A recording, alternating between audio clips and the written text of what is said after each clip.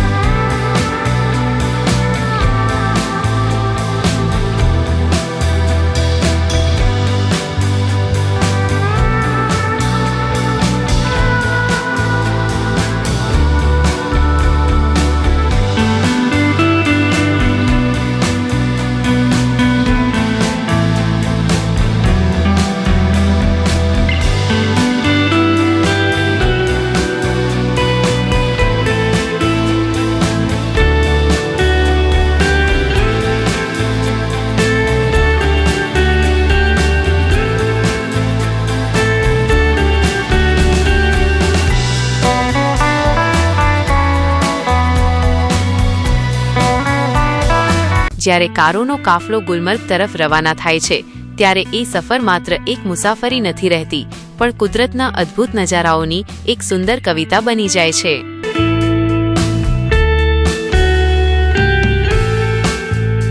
અંતર અને સમયગાળો. કુલ અંતર આશરે 50-55 કિલોમીટર રૂટના આધારે. સમય કાર દ્વારા અંદાજે 1.5 થી 2 કલાક. ટ્રાફિક અને બરફની સ્થિતિ પર આધારિત. મુખ્ય માર્ગ શ્રીનગરથી વધુ માગામ, મગમથી વધુ તંગમર્ગ, તેંગમાર્ગથી વધુ ગુલમર્ગ. સફરની શરૂઆત શ્રીનગરથી માગામ, મેદાની પ્રદેશો અને ગ્રામ્ય સંસ્કૃતિ. શ્રીનગરથી નીકળતાની સાથે જ કારોનો કાફલો કાશ્મીરના સ્થાનિક જીવનની ઝાંખી કરાવે છે. કુદરતી સૌંદર્ય. રસ્તાની બંને બાજુએ આવેલા ઊંચા પોપલર અને વિલોના વૃક્ષો કાફલાનું સ્વાગત કરતા હોય તેવું લાગે છે. દ્રશ્યો લીલાછમ ડાંગરના ખેતરો, વહેતી નાની નહેરો અને પૃષ્ઠભૂમિમાં દેખાતા ઝાંખા પહાડો આંખોને શાંતિ આપે છે. માગામ આ એક મુખ્ય વચગાળાનું નગર છે જ્યાં કાશ્મીરી સંસ્કૃતિની ચહલ-પહલ જોવા મળે છે. 3. તંગમર્ગ પહાડોનું પ્રવેશદ્વાર અને અસલી રોમાંચ. માગામ વટાવ્યા પછી રસ્તો ધીમે ધીમે પહાડી વળાંકો તરફ આગળ વધે છે અને તમે તંગમર્ગ પહોંચો છો. આ ગુલમર્ગ ચડવા માટેનું બેઝ સ્ટેશન છે. કુદરતી સૌંદર્ય. અહીંથી હવા એકદમ ઠંડી થઈ જાય છે. ચારે તરફ ગીચ દેવદાર અને પાઇનના જંગલો શરૂ થઈ જાય છે. ખાસ આકર્ષણ તંગમર્ગથી ગુલમર્ગ વચ્ચેનો 14 કિલોમીટરનો ઘાટવાળો રસ્તો હેરપિન બેન્ડ્સ અતિશય સુંદર છે. જો શિયાળો હોય તો અહીં ચારે તરફ બરફની સફેદ ચાદર જોવા મળે છે, જે ફોટોગ્રાફી માટે સ્વર્ગ સમાન છે. વચ્ચે આવતા જોવાલાયક સ્થળો ઇન્ટુ વ્યૂ પોઇન્ટ્સ. રસ્તામાં એવા ઘણા પોઇન્ટ્સ આવે છે જ્યાં ગાડીઓ રોકીને તમે નીચે ખીણ વેલીનું અદ્ભુત દ્રશ્ય કેમેરામાં કેદ કરી શકો છો. બાબા રેશી દરગાહ નજીકમાં એક પ્રખ્યાત ઐતિહાસિક અને ધાર્મિક સ્થળ જે જંગલોની વચ્ચે આવેલું છે. ગુલમર્ગ આગમન ફૂલોની વાડી અને બરફનું સામ્રાજ્ય.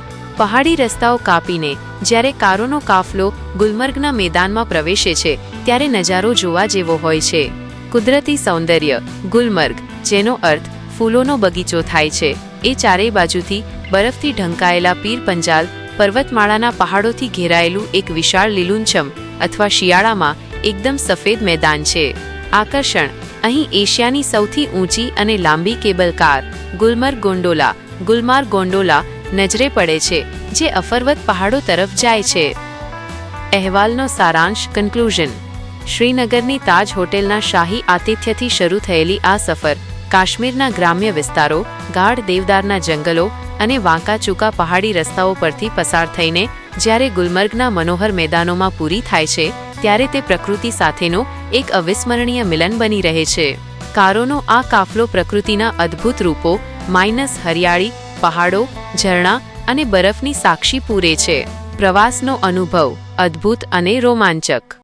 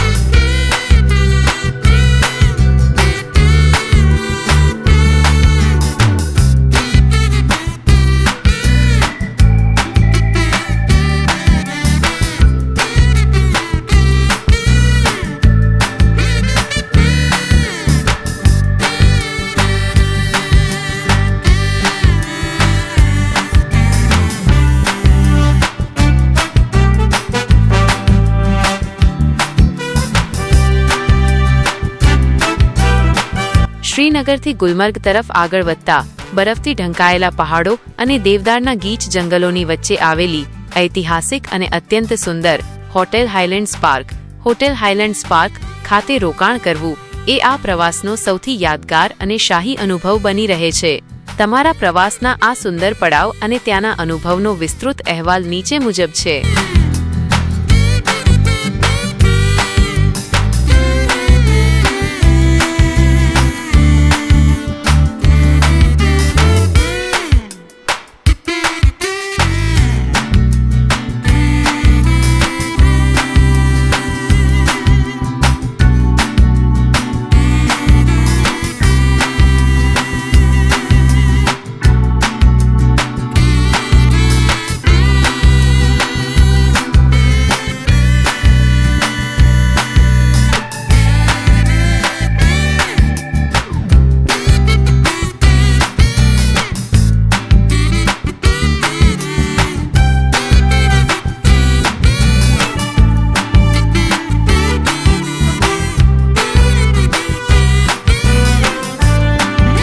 હોટેલ હાઇલેન્ડ્સ પાર્ક બપોરનું લંચ અને પ્રકૃતિ દર્શન.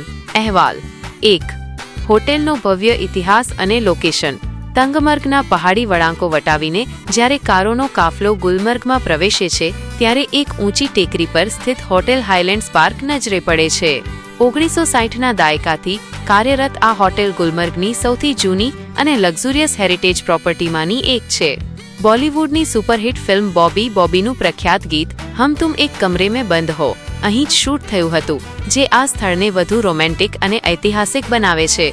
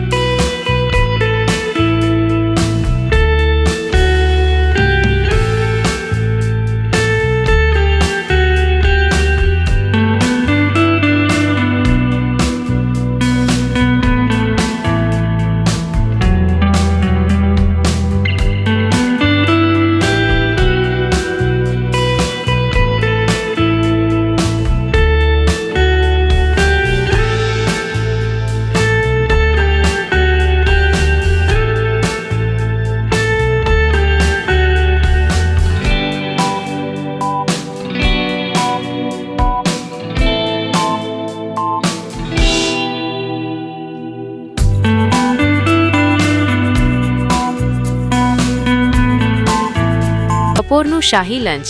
Royal Kashmiri lunch. તાજ હોટેલના સવારના નાસ્તા પછી પહાડી મુસાફરીના થાક બાદ હાઇલેન્ડ્સ પાર્કનું લંચ એક અદ્ભુત તાજગી લાવે છે. જમવાનો માહોલ. હોટેલનું ડાઇનિંગ હોલ જૂની કાશ્મીરી સ્થાપત્ય કળા, લાકડાનું કોતરકામ અને વિન્ટેજ લુક ધરાવે છે. કાચની મોટી બારીઓમાંથી બહાર બર્ફીલા પહાડો દેખાતા હોય અને અંદર ગરમ ગરમ ભોજન પીરસાઈ રહ્યું હોય તે અનુભવ અદ્ભુત છે. મેનુ. અહીં પરંપરાગત કાશ્મીરી વાઝવાનનો સ્વાદ માણવા જેવો છે, જેમાં રોગન જોશ, ગુશ્તાબા, રિશ્તા અને શાકાહારીઓ માટે કાશ્મીરી દમ, આલુ તથા નાદરૂ, કમળની કાકડીનું શાક પીરસવામાં આવે છે. સાથે સુગંધિત કાશ્મીરી કહેવા આ લંચને પૂર્ણતા આપે છે. કુદરતી સૌંદર્ય અને અદ્ભુત નજારો. હાઇલેન્ડ્સ પાર્ક એ ગુલમર્ગના શ્રેષ્ઠ વ્યૂ પોઇન્ટ્સમાંનું એક છે. પાર્શ્વભૂમિ. બેકગ્રાઉન્ડ. હોટેલની બરાબર પાછળ પીર પંજાલ પર્વતમાળાના વિશાળ બરફથી લદાયેલા પહાડો અડીખમ ઉભેલા દેખાય છે. બગીચો અને સ્વિસ શેલેટ. હોટેલના બગીચાઓ શિયાળામાં બરફની સફેદ ચાદરથી અને ઉનાળામાં રંગબેરંગી વાઇલ્ડ ફ્લાવર્સ, જંગલી ફૂલોથી ભરાઈ જાય છે.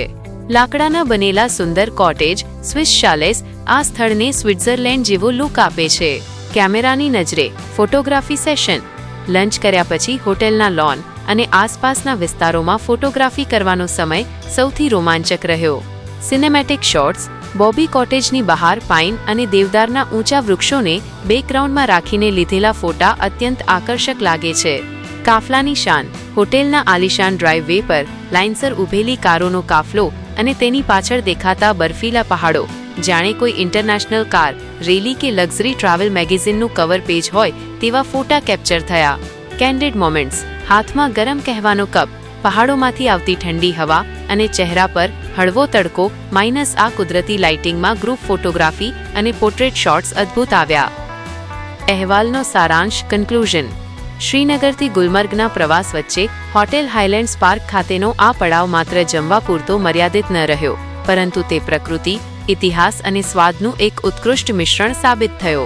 અહીં વિતાવેલી થોડી કલાકો, સ્વાદિષ્ટ લંચ અને કેમેરામાં કેદ થયેલી સુંદર તસવીરો હંમેશા માટે દિલમાં અંકિત થઈ ગઈ છે. હવે કારોનો કાફલો ગુલમર્ગના મુખ્ય મેદાન અને ગોંડોલા રાઇડ તરફ આગળ વધવા માટે સજ્જ છે.